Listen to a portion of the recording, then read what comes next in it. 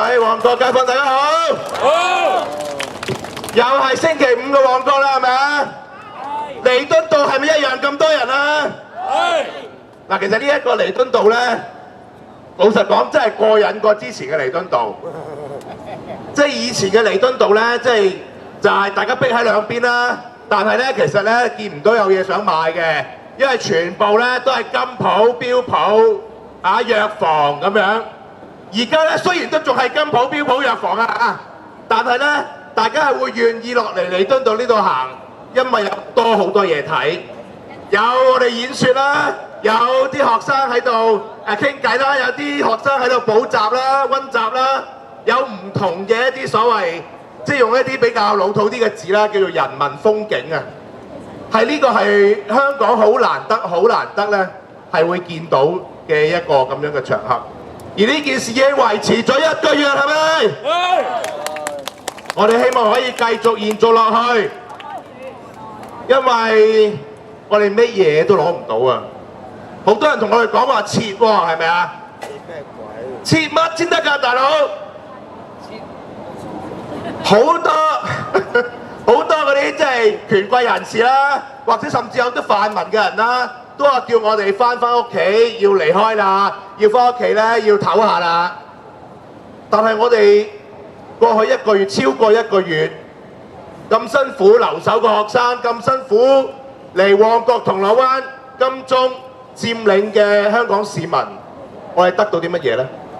嗱，好多人同我講話，嗱，切完可以出翻嚟。嗱，呢個咧喺理論上咧係有佢個道理，但係問題，如果真係切咗，大家因為得唔到任何嘢，感到沮喪，感到失敗嘅話，呢個運動能唔能夠延續落去咧？我係非常之懷疑，我明白好多人從理論上覺得就話，總之切咗，下次出翻嚟，切咗又出翻嚟，切咗又出翻嚟，總之不停咁做就可以俾到壓力政府。理論上係，實際上我反而會覺得，如果我哋今次自動喺冇任何成果之下撤離嘅話，喂，政府咪知道點樣應付我哋咯？係咪啊？下次啊，我當3個月後又出嚟佔，咁政府話你咪佔咯，hea你2個月，我係都唔理你啊，睬都唔睬你啊！咁跟住又有啲權貴出嚟，大家學生翻屋企，又再思考過啦咁。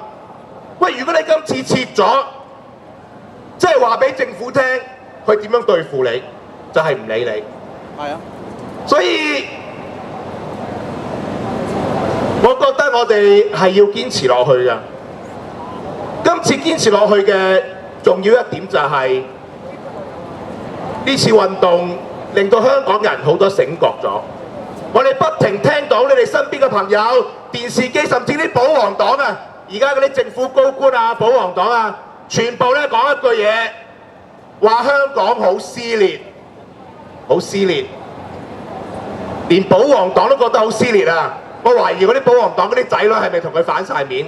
我識唔少保皇黨，佢話嗰啲仔女同佢哋反晒面啊！唔係啊，啱㗎，即係你話個仔啊？嗱，我哋唔係想香港撕裂，而係香港呢一個所謂嘅撕裂，只不過係以前用藥好、用錢好、用自由行好、用咩滬港通好撳住嘅啫。其實香港本身就係咁撕裂，一個冇民主嘅社會必定係會撕裂。啱，係啊！因為冇民主嘅社會，一定會喺政治上高傾斜某一個階層。當傾斜咗回歸17年，大家就會見到好多嘢，淨係益到某啲階層，益到大地主，益到嗰啲保皇黨，益到好多話好早買咗樓嘅人士。但係對於年青人，對於喺香港想創業做生意嘅人，完全冇得益，所以呢個撕裂根本就一路喺香港社會落去，只不過係撳住咗嘅啫。今次你話佔中好，雨傘運動好，只不過係將呢個病發出嚟，我哋要話俾保皇黨聽，再撳落去，香港只會病入膏肓，係會病到冇辦法再回復我哋幾十年前嘅光芒。所以我哋就係要佔領，係咪？我哋要呢個病發出嚟，就係要話俾呢班權貴聽，要醫呢個病，好簡單，一劑藥就係真普選。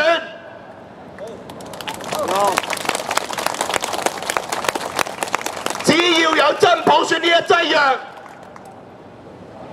飲咗落去，聽日就會好返晒。因為唔係代表全香港嘅市民會突然間意見一致，唔係，而係所有意見嘅分歧，所有階級嘅分歧，所有年齡世代嘅分歧，都可以有一個公平嘅制度可以解決。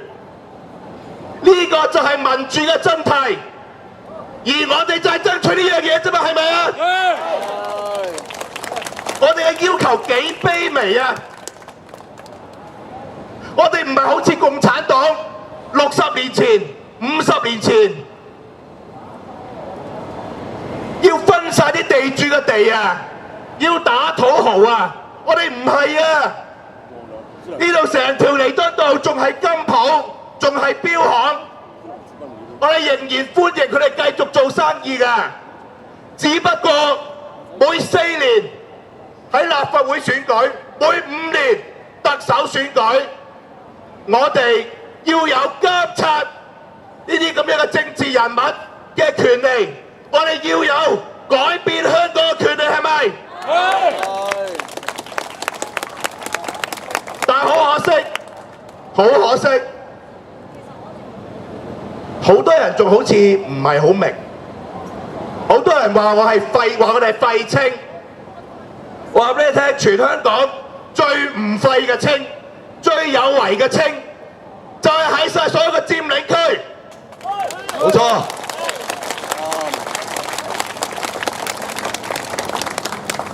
因為我哋爭取嘅嘢唔係爭取緊自己啊！好老實講，以香港地嘅現狀，就算有1人1票普選，老實講，呢度可能問下呢度啲阿叔，如果突然間話俾你17年，真係可以有真普選，你話俾劉慧卿你揀啦，林鄭月娥，你會揀邊個？我都唔肯定大家會揀劉慧卿㗎，係咪啊？劉慧卿唔好。因為我哋有我哋嘅智慧㗎，我哋知道邊一個係更加有能力管理香港㗎。不過我哋仲要有一個權利，就係做得唔好嘅，我哋5年之後踢走佢，係咪？冇錯。我哋要嘅嘢就係咁卑微。而好老實講，如果17年繼續冇普選，2022年繼續冇普選，香港嗰種沉淪法唔係再靠咩自由行、咩滬港通乜嘢，仲有乜嘢啊？我都唔知咩名啦，咩 CEPA 嗰啲名已經唔能夠再解決落去㗎啦。因為我哋已經見到我哋年青人睇唔到佢哋嘅前途，睇唔到個將來。我識好多朋友，我30幾歲，有一啲朋友已經諗緊移民，有啲移咗添啦。台灣、台北啊！20幾歲、10幾歲嘅年青人就諗住去外國讀書，就唔好翻嚟㗎啦，揾到份嘢做。連田北俊呢啲咁嘅保皇黨，琴日係咪啊？定係前日話佢希望佢個仔、佢個孫可以喺香港繼續安安定定咁生活落去。我哋係咪一樣？而我哋就係要爭取一個長治久安嘅制度，而呢個制度係共產黨應承俾我哋嘅，係咪？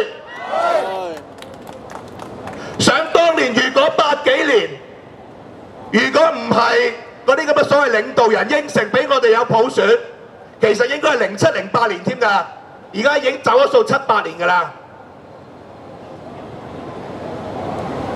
當年會更加多人移民，或者當年已經冇人再有興趣建設香港。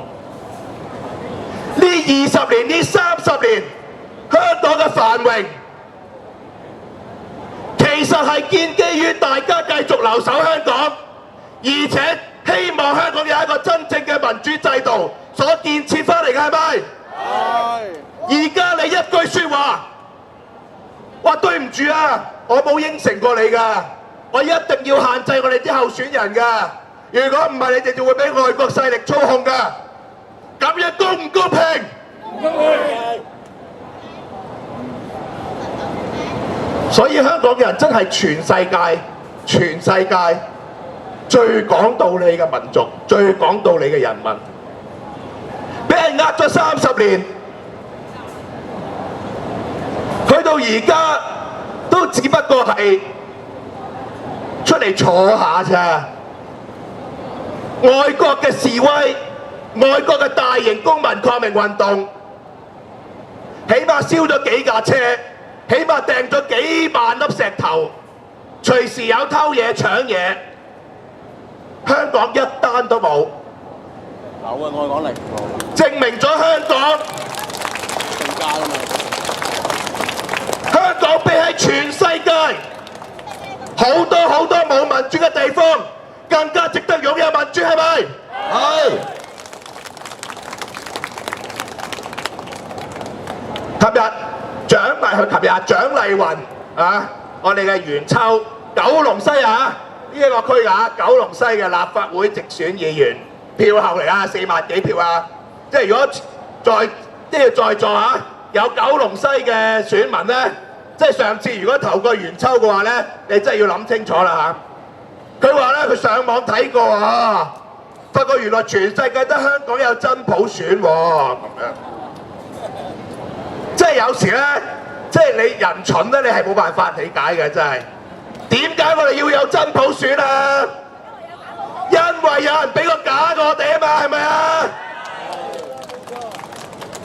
全世界都冇真普選，因為人哋一講普選就一定係真㗎啦。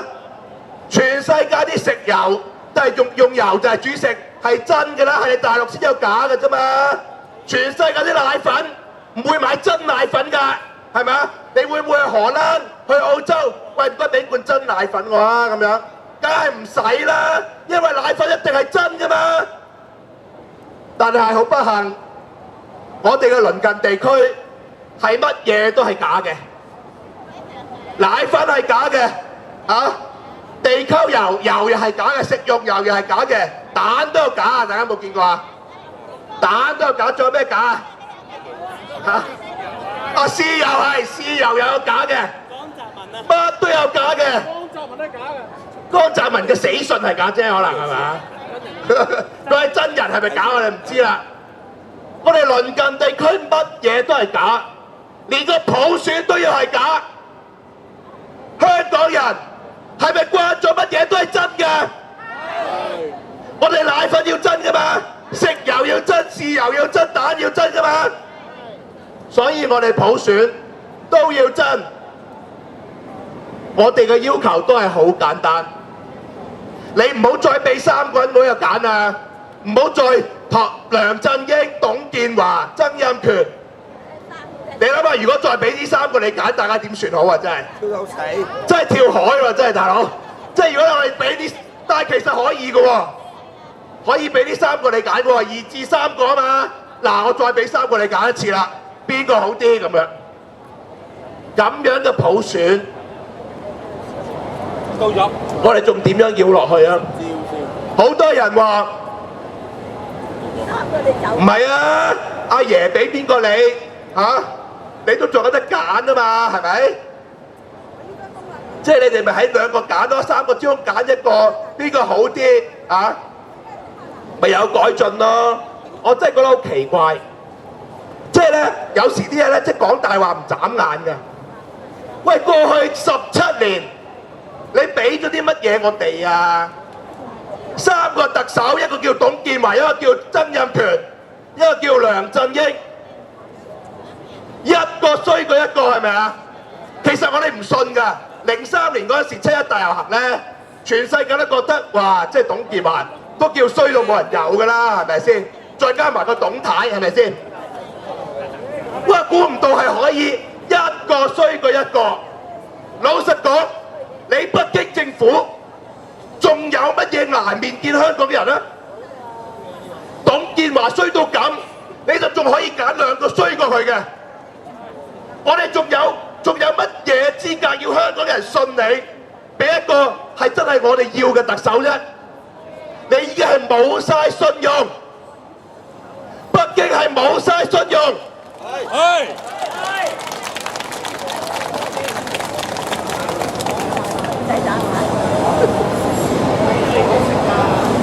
但係我哋聲嘶力竭，嗌咗咁多年，終於去到今日。去到今日有一個咁大型嘅運動，我相信自從呢個運動開始之後，人心，香港嘅人心已經係永遠咁樣改變。整個抗爭運動，包括而家嘅佔領運動，包括即係我所屬嘅政黨嘅2位議員喺議會裏邊嘅不合作運動，包括全方位嘅不合作運動，由9月28號就開始咗。我哋希望現場嘅朋友可以同我哋一齊繼續呢一場不合作運動。好，直到我哋可以真正揀我哋嘅特首，真正揀我哋議員，好唔好？好。多謝各位。好，休息陣，黎兄，呢度。